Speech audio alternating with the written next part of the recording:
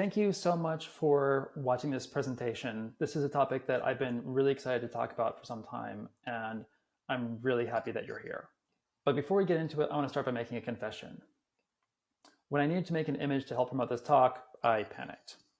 How can I create an image about empathy at work? Like, what does empathy at work even look like?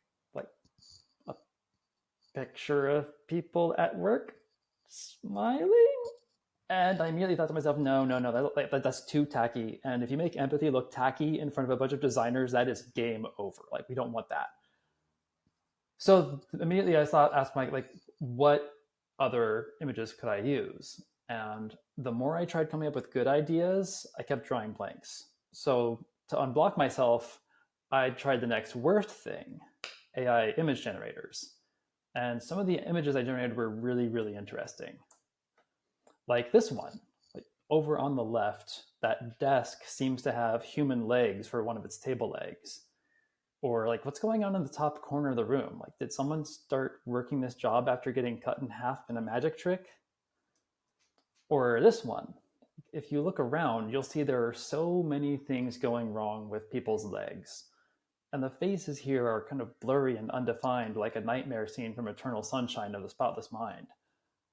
But eventually I realized that I wanted to share these images with you because there's a really helpful metaphor here. You see, the way AI image generators work is people train a model by feeding it lots and lots of images of whatever it is they want the model to learn. These particular images were generated using a model that had been trained mostly with isometric renderings of architecture. It hasn't been trained on many images of people, and so the way it sees us is a little off. And that's what I want to talk with you about, because we work like this too. If we are so focused on what we're designing that we never slow down to really see the people working next to us, then the way we see them is going to be a little off. But why does this matter? In design thinking, we hear about having empathy for our users all the time. Why is it important to also have empathy for our coworkers? Well, one reason, there's a lot of stress at work. According to Gallup's annual State of the Global Workplace report, 52% of workers in North America feel daily stress about work. We're actually tied with East Asia for the most daily stress in the world. And I think cultivating empathy can both make you less stressed out, but also make you less stressful for others. One time I heard a restaurateur named Arya Weinsweig say something like, when you start to feel furious, get curious. And I really love that phrase because curiosity can be a powerful tool to help us be more empathetic to the people around us. Another good reason is that it can help the psychological safety where you work. Study after study shows that teams where employees report having psychological safety at work frequently deliver more innovative work than teams that don't. And we're designers. Like, we don't want to do the same old thing. We want opportunities to do innovative work, right? In March 2022, Harvard Business Review published a study showing that teams that were both diverse and also reported feeling psychologically safe are more likely to deliver results. There have been other studies showing that the best designs often have input from people with very different backgrounds. But if the team doesn't have a sense of psychological safety, then dysfunction often negatively impacts the team and the quality of the finished work. This graph here shows you two things. One, that teams with high psychological safety generally perform better than those without it. And two, most teams don't have high psychological safety. That Gallup report I mentioned earlier also says that only 31% of workers in North America are what they would call engaged. Now, they measure engagement from a survey where they ask employees questions like, do you have the opportunity to do what you do best every day? Do you feel that someone at work cares about you as a person? Does someone at work encourage your development? And I want to flip some of these questions on you. Do you make your coworkers feel that you care about them as a person? Do you know if your coworkers are doing what they do best? If they were constantly getting tasked with something that isn't what they do best, would you know that? This number, 31%, means that more than 2/3 of the living, breathing, feeling people at work right now aren't thriving or don't feel supported. And I've looked at this report for the last several years. It's always in this neighborhood.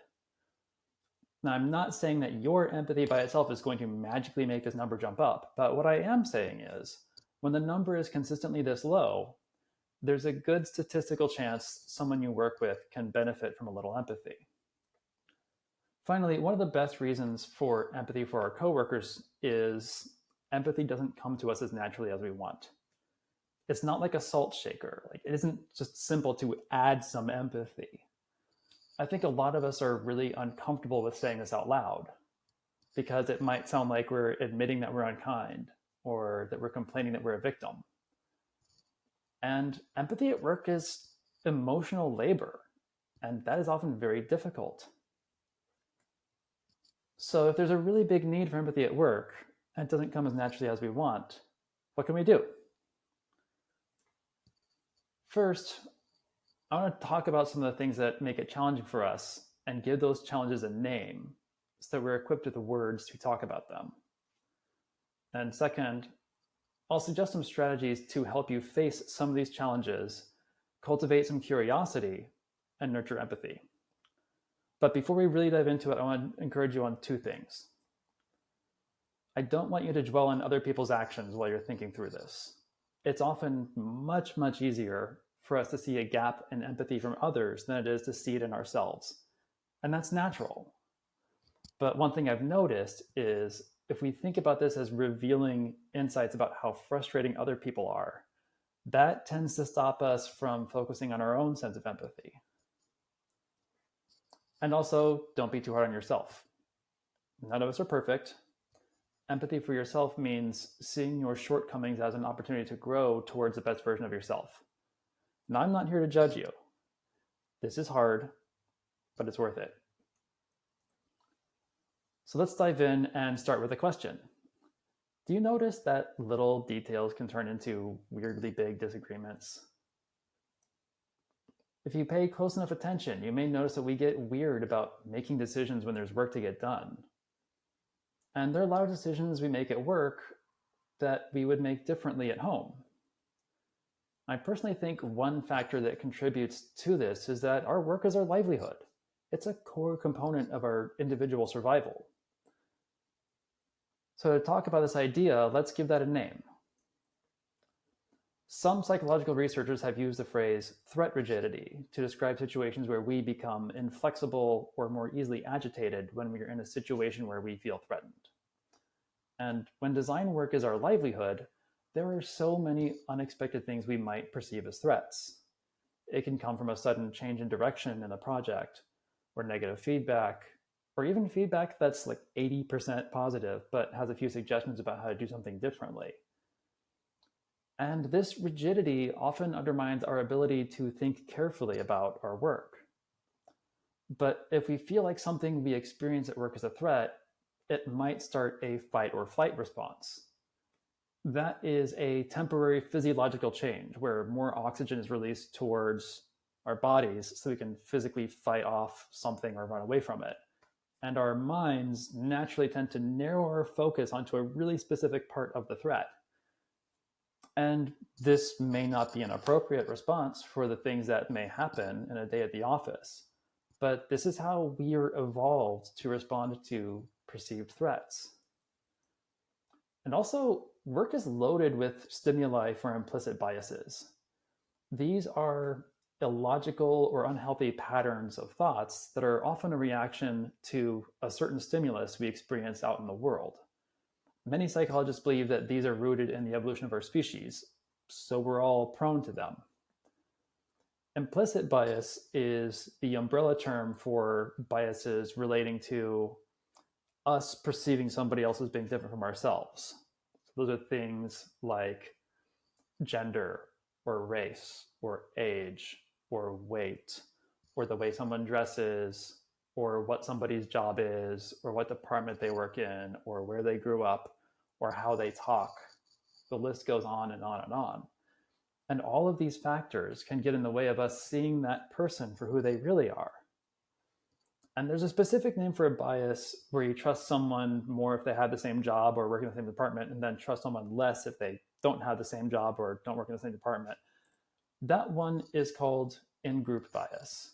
And this relates to work because companies often break their workforce down into groups, right? Like we all have titles. Many of us have teams or departments, oftentimes walls between those teams or departments. How many of us have heard stories or like noticed times where designers get together to talk about non-work stuff and like they trust the recommendations from other designers more than someone who doesn't have designer in their title? Or at a big enough company, have you heard stories where, let's say, Team Orange talk about how their work is really great, but those designers on Team Purple, they're doing everything wrong? Like, this is in-group, out-group bias. And it's not a problem for just designers. Like there are examples of this happening for just about every group of people that you can think of. So without really meaning to, we've collectively designed work to have groups, which then inherently carries a risk of setting off our in-group bias. And there's no easy workaround for that, right? Like it's not realistic to say, like, I'm just going to avoid people from different departments for the rest of my life. Like that would be ridiculous, right? But after in-group bias, there are a bunch of other ones. Actually, a lot of other ones. And I think for most of these, the name speaks for themselves, but this isn't even a full list. It's really just a start. And if you think that you have fallen into one of these, my point here is not to shame you. If you're still listening and you still want to be here, you're doing great. But what I want you to reflect on is each of these biases is a stumbling block for a lot of us. But giving each of these a name then gives us a way to think about it and strategize about it. So let's talk about some tools to help us cultivate some empathy in spite of all of these challenges. If you think about that list, you can challenge yourself to see all of those factors as something to be curious about. Gender often affects how a person experiences work, or race, or age. Really, you live in a world that is full of people who aren't exactly like you because they aren't literally you. So one place to start is to see each of those biases as an opportunity to be curious. Now, as you're following this curiosity, try to avoid asking creepy questions. There are a lot of people who don't really like questions that start with, as a blank, how does this affect you? But if someone who is different from you in one of those ways opens up about their experiences and perspective, treat that perspective as a gift, because mindfully accepting that gift can help you push back against those biases and nurture your empathy for where they're coming from. Another strategy that I like is when you're interacting with someone who has a different job from you, think about how their job is defined. This was an idea that I got from a book called Articulating Design Decisions by Tom Griever. Ask yourself questions like, what is the goal of their job? How does that goal connect to their sense of livelihood? When you talk about the goals you're trying to accomplish in your design work, can you maybe speak to the goals of their job? And if you don't know what the goal of their job is, maybe you know someone you can safely ask about. Years ago, a workshop presenter asked me if I know how the stuff I work on every day ultimately does something to deliver value to my employees' customers. And in the moment, I answered no. But that proved me a major light switch turning on moment for me, because it made me realize that my work isn't the final deliverable or the final product to the customer, but my work is one of the steps that shapes that final deliverable, along with the work of others. Once you understand how your work helps to shape that final deliverable, you can start to ask questions like, how can I do my work in such a way that I set up the next person and their job for success? Or how can I talk with people who work in other roles about how they can do their job in such a way that it sets me up for success? And by success, I'm not talking about individual greatness here. I am talking about successfully contributing to the shape of the product so that it delivers something of value to the customer. If you can concentrate in ways that you both set each other up for success, then that helps you to approach each other's work in a more empathetic way. And here's another idea that I got from a book called Crucial Conversations. Separate facts from stories. Our brains often make sense of the world by taking the facts that we see and then filling the gaps with stories. And then we internalize those stories. So when you start to get upset or irritable, try to play a detective. Out of all the things that you're thinking about, which ones are the verified facts and which parts of this are the story that we might be using to fill the gaps between the facts? Once you identify what parts are the story, challenge yourself to think about an alternate version of the story where the other person means well. Some people call this ascribing positive intent. Now, I'm not saying that everyone is going to have positive intent, but I am saying that ascribing positive intent as a thought exercise can help make you a more impartial judge of what is happening around you. And I also think that ascribing positive intent makes it easier for you to be more empathetic to that other person's position. Another helpful tool is a casual one-to-one. This is a part of my process for working with people in general. Anytime I start a new job, or if a new person is brought into a team that I'm working with, I make a point of inviting that person to meet casually. Like it could be for coffee or going out to lunch, something like that. And I'll start that conversation by saying, I want to ask you first about your journey. How did you get here? And if you have time after that, I'd also like to talk about what you're working on now, what you think is working well, and what you are working to do differently. A lot of the time, we kind of spend most of that conversation just talking about the journey, and that's okay. But during their story, I like to ask a lot of thoughtful questions, and I want to encourage you to ask some of these questions as well.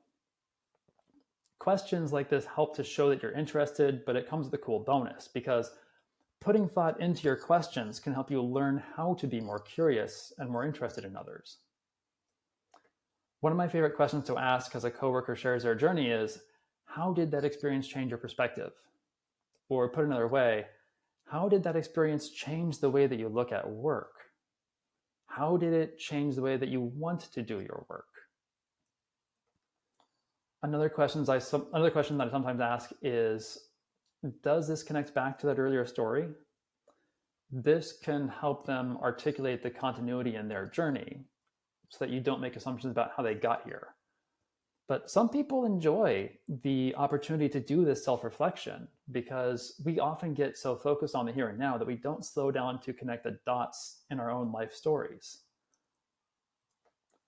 Now, during this conversation, you may notice there is some overlap between their journey and your journey.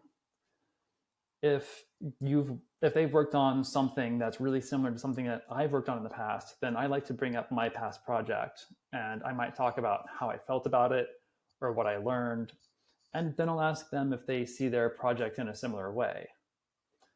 Another cool thing you can do with overlap is if you both find you have a shared interest, then you can talk about, is there potential to help each other with that shared interest?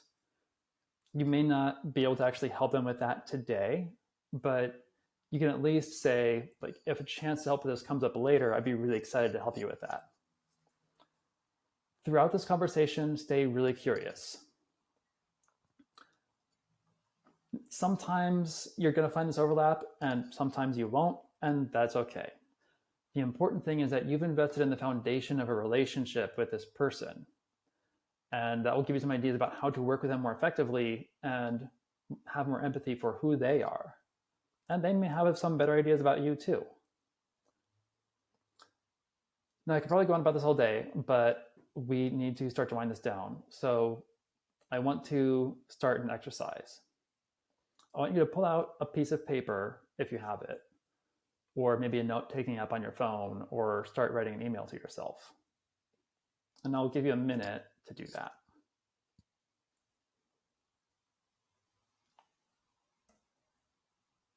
And I want you, now that you have this piece of paper in front of you or an email, I want you to ask yourself the question, what makes your job uniquely challenging? what is something about your job that makes it hard work, but somebody probably wouldn't understand that it's hard work if they don't have hands-on experience actually doing your job?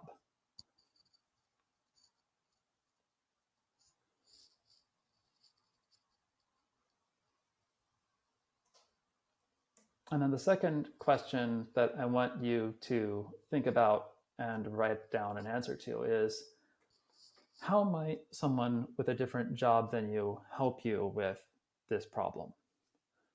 What is something that you think someone can do that would make a positive impact on this aspect of your job?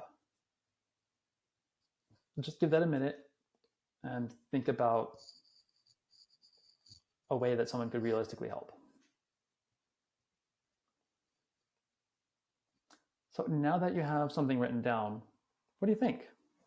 Did writing this challenge you to think about how someone could help?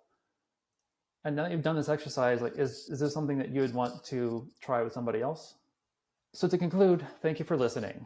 This is often an uncomfortable topic, but facing uncomfortable parts can be part of how we grow. And I really hope these strategies that I've mentioned help you to be more curious and to be more empathetic towards people who work next to you.